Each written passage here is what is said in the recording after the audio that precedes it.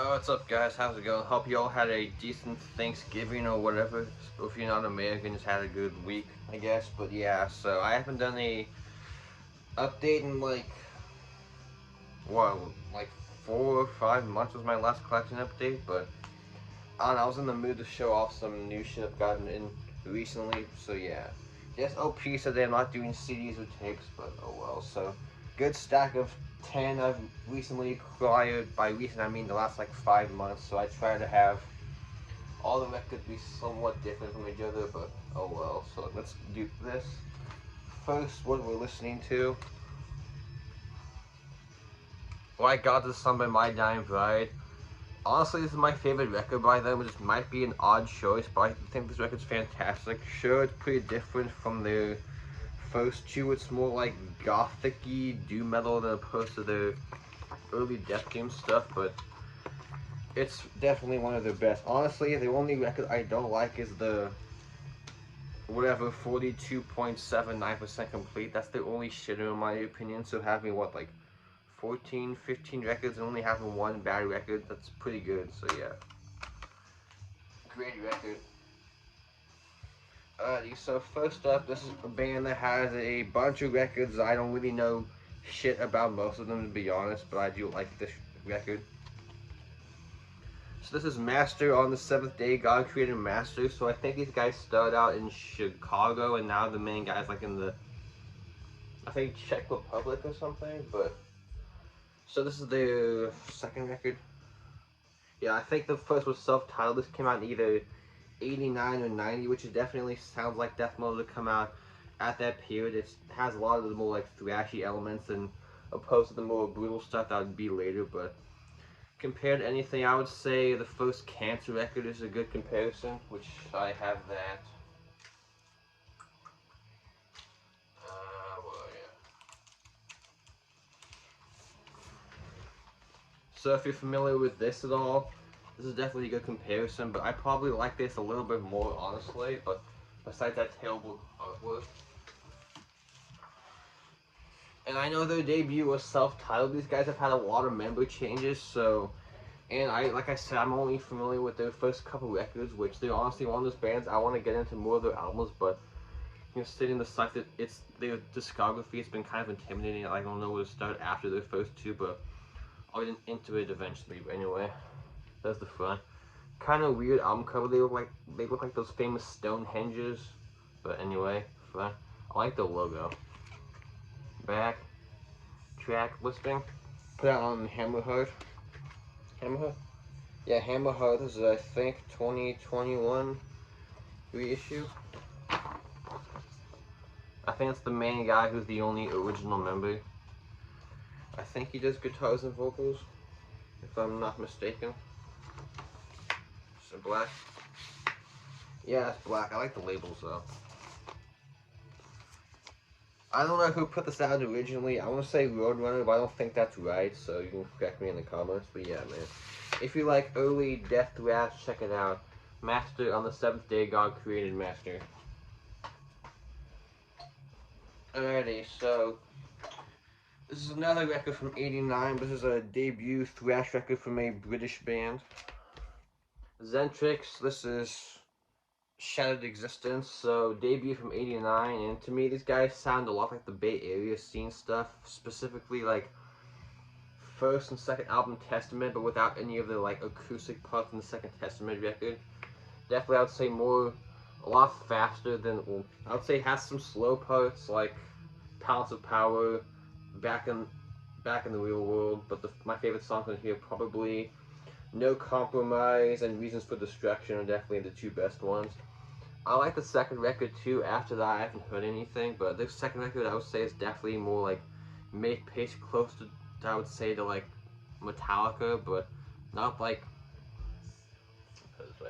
in between Master and Injustice, that kind of area of Metallica. This is definitely more like Testament, but anyway, front, back. I know this was put out through Roadrunner originally. Yeah, Roadrunner originally released 1989 on Roadrunner Records. Okay, so this is a Music on Vinyl 2022 repress. says number 626, so I'm assuming it's limited out of 1,000 maybe. But anyway, back.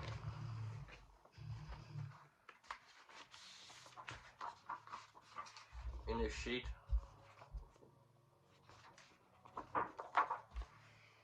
And this is on a nice red LP, which I shall show you in a second.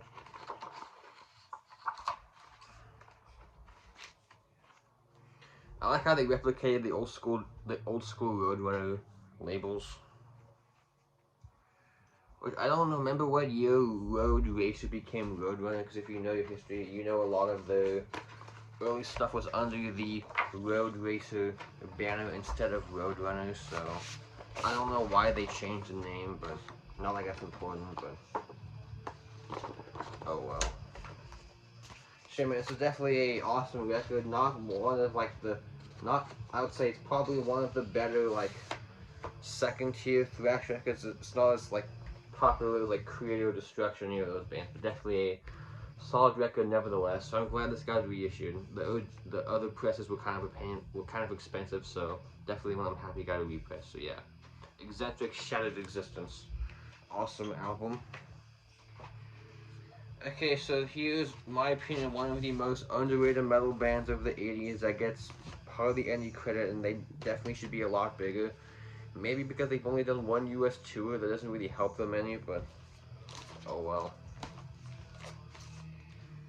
So this is Anthem with self-titled and Bound to Break. So of these two, I definitely prefer this one, but I'll get to it in a minute. So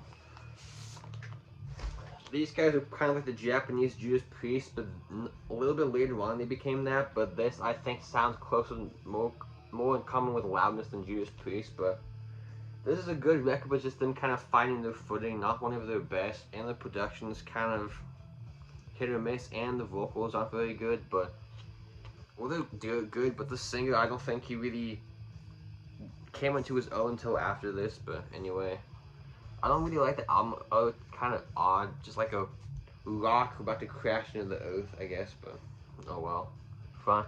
I like their logo though. And if I didn't mention, these guys are from Japan, and I think they did one US tour in like '86 or '87, and they haven't come back to the States since, which kind of sucks. But oh well. And these are both OG presses too. They were pretty cheap. I'm not sure. I guess the guy in Discogs didn't know what he had, but oh well. So this has, I would say, one of the most popular songs. I think it's the first song. Yeah, the first song, Wild Anthem, is definitely one of the most popular songs. My favorite's probably Blind City or Race and Rock. Yeah. Good record, but they definitely made better ones after this. Yeah. Anthem, self-titled. And then this is their third record. I have Tightrope, so now I have the first three, which I want to get all their 80s stuff on wax, which I will do eventually, but a couple of those after this are pretty pricey, so that might take me a while, but oh well. So, Bound to Break, I believe this was their last album with this vocalist, which weirdly, they had this vocalist, he left, another guy came in. Then once they got back together, the original vocalist came back for like 15 years, and the guy that replaced him was the second vocalist, so they did like flip-flop vocalists, which I probably prefer the second vocalist because he did vocals on my favorite albums by them, so, but that's not important. And I think it was yeah.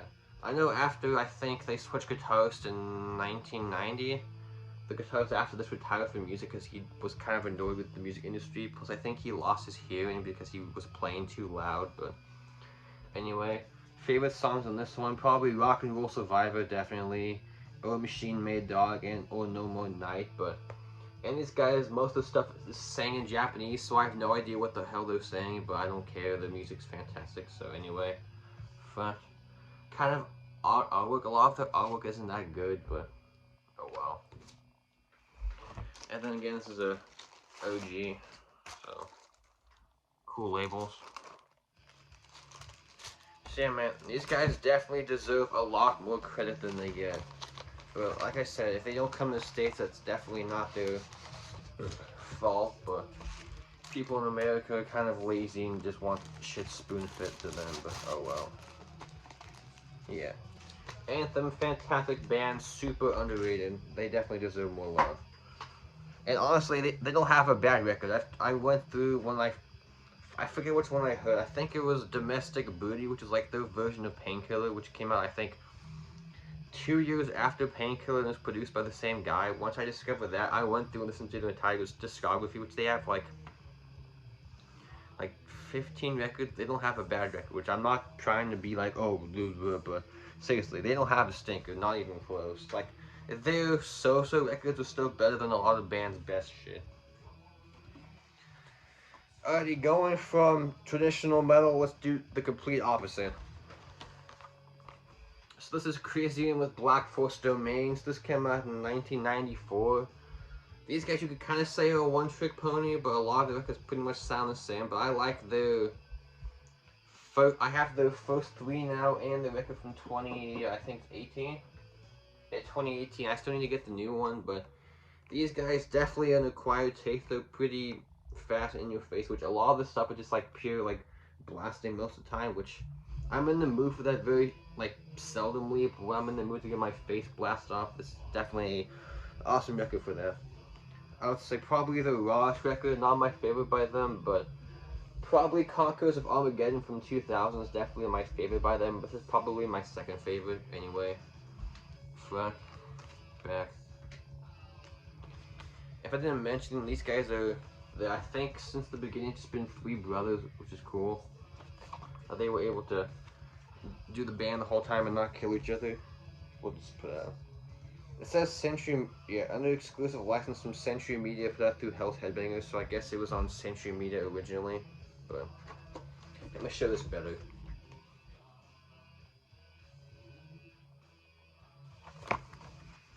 And this one I got at Amoeba like 4 or 5 months ago, I think. I love the color of that. And it actually matches the album artwork, which is nice, which that's kind of a nitpicking thing I have is when LP colors don't match the artwork, it looks kind of odd, but oh well. So if you want to get into Crazy and you're not familiar with them, I wouldn't suggest start with this. Start with probably Conquerors, because that's a little bit well produced, but if you can accept the more raw shit, this is definitely a good record, so yeah. Not something I'm going to listen to every day, obviously, but still a good record when I'm in the mood for blasty death metal, so check it out. Crazy and Conquerors of, oh, not Conquerors, fuck. Black Force Domain, my bad. If I didn't mention, it came out in 1994. Alrighty, so I have in my town, what's it called? So I have my main record store, which is where I go to when I want to buy records, and I have like kind of like, what would you call it, like hobby store, which they have in the front. It's like a bunch of like old video games and shit, which I'm not a gamer, so I don't go through that stuff really. But then they have like another section. It's like movies, and they have some CDs and upstairs, which they have records, but the record selection is kind of a mess. It's not like genre specific. It's like a giant clusterfuck, but. And honestly, most of the records aren't that good, so I usually go up there anyways to see, but most of the time it's total garbage. But I was surprised they had these, and they were like $10 each, so there was no way I was passing up on these. So obviously this is Coroner, Punishment for Decadence, and No More Colors, so this is definitely my favorite record by these guys, which I saw them at MDF, but I was exhausted, so I think I was like either eating some food or something, or like super tired when they were playing, because they were playing like one of the last bands in the final day, so I was beat. But I kind of wish I would have watched them more closely, but I was exhausted. So definitely these guys have a unique sound for thrash. They're more technical than a lot of the other bands, but it's not like wankery and like a bunch of sweet picking. It's actually memorable, so it's not a bad thing if they're super technical. But I think this is their second record from, just say 89. Yeah, 88 was when it came out originally. This is a 2018 reissue. So is this one, I think. Yeah, these are both. It says Century Media, Sony Music, Columbia. So I'm assuming Century Media reissue. But so each record they got more technical and slightly away from thrash, which to me is the perfect mixture of the earlier thrash stuff on the debut, move it into the more technical side, but compared to anything Not vocally, but I would say it's a more like technical version of Destruction maybe, but with slightly different vocals. It doesn't really sound like Shmew, but anyway, favorite songs in this one. Definitely if you want to check out one song by them, check out Skeleton on Your Shoulder. That's definitely the best song in my opinion, but the one thing on here I don't like, I'll show you in a second, but anyway, there's the front. The back, what's the one problem? Really?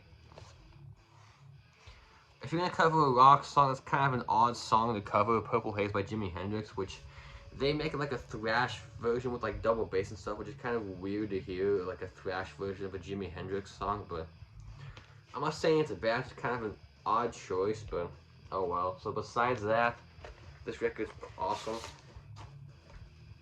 Cool labels.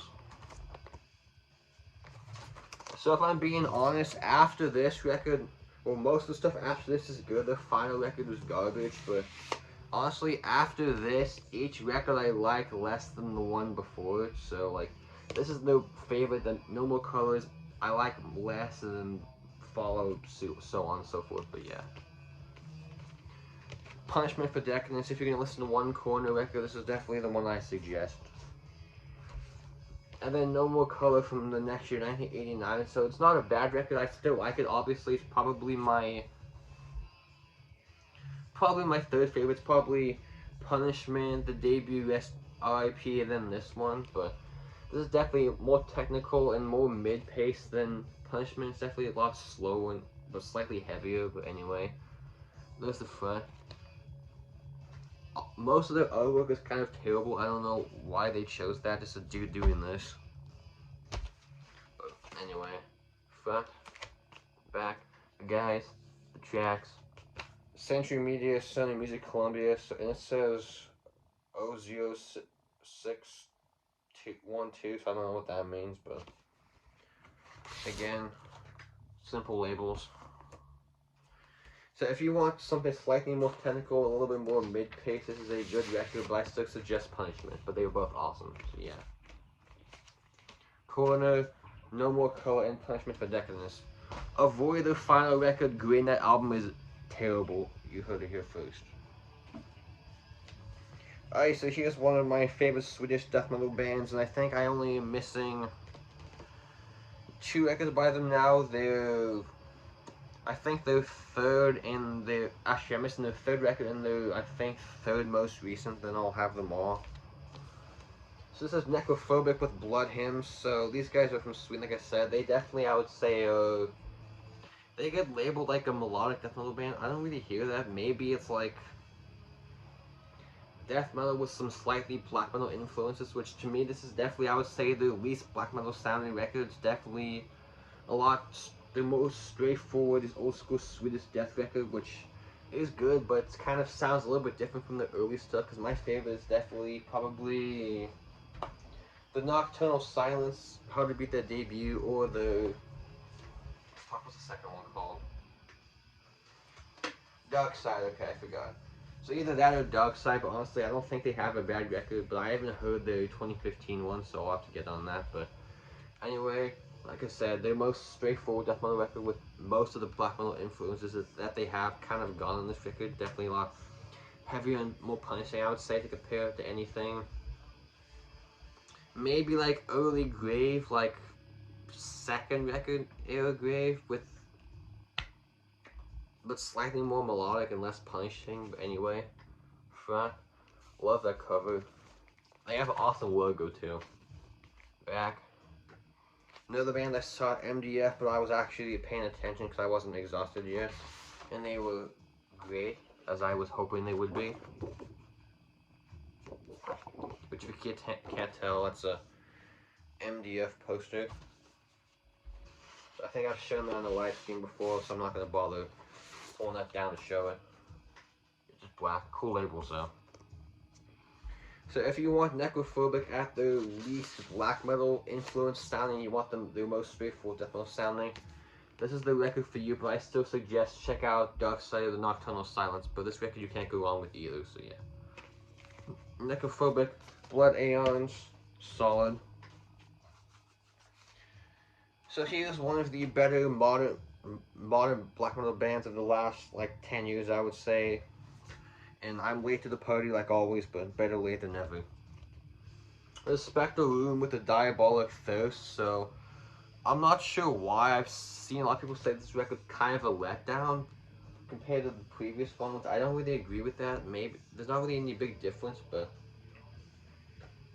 I kind of get, I don't know, the album before this got a lot of praise, and this one's just like, oh, it's good, but it's kind of less good, which I disagree with, but both records are very solid, which these guys are from, I think, Canada, which they don't really sound like a lot of that stuff, because when I think of Canadian black metal, I think of a lot of the more, like, atmospheric stuff, which these guys don't really have any of that sound. To me, I would say they're, if you know them, more like, compared to, more like Craft or Take, so more like riffy and fast than the more atmospheric stuff, but this is definitely produced good, so it sounds awesome. So if you're kind of a newbie to black metal, this is a good record to check out, honestly. But anyway, front, better cover art than the previous record. The other album art was kind of not that good, but anyway, front, back, put out through Profound Lore.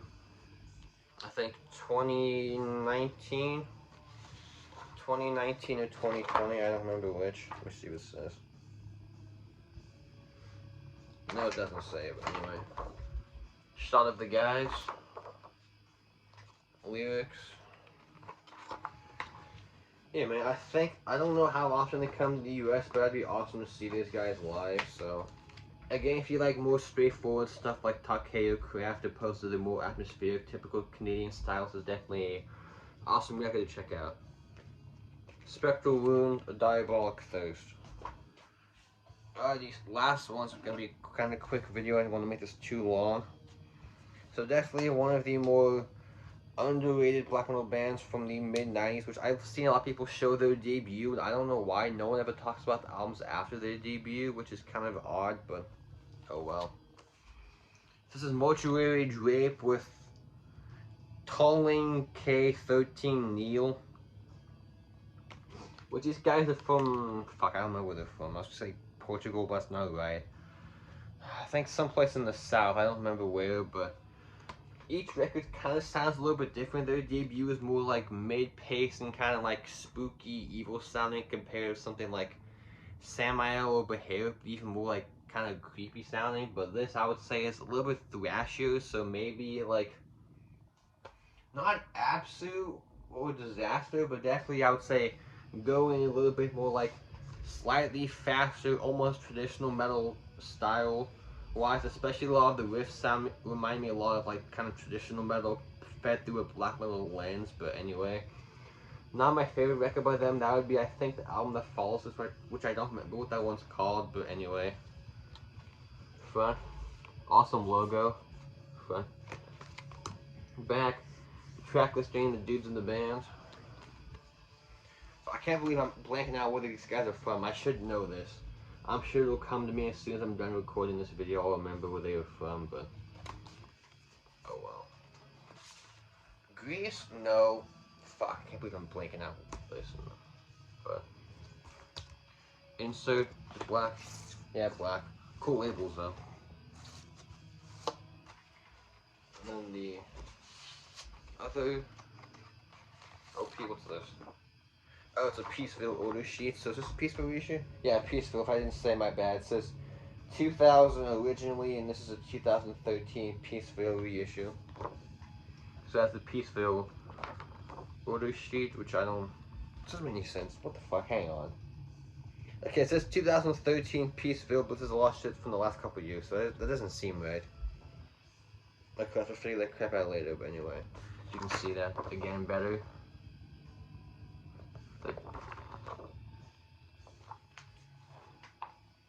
And I'll show you the other insert in a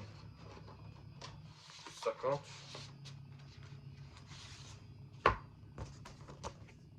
More lyrics.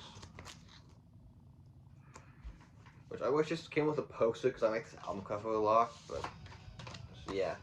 Definitely one of the more underrated black metal bands of the mid-90s, if you ask me. So Mortuary Drape, Tolnig 13 Neil. So their debut, All the Witches Dance, is definitely, I would say, their most famous, but don't ignore all the records after that. They definitely made some awesome albums after that one too.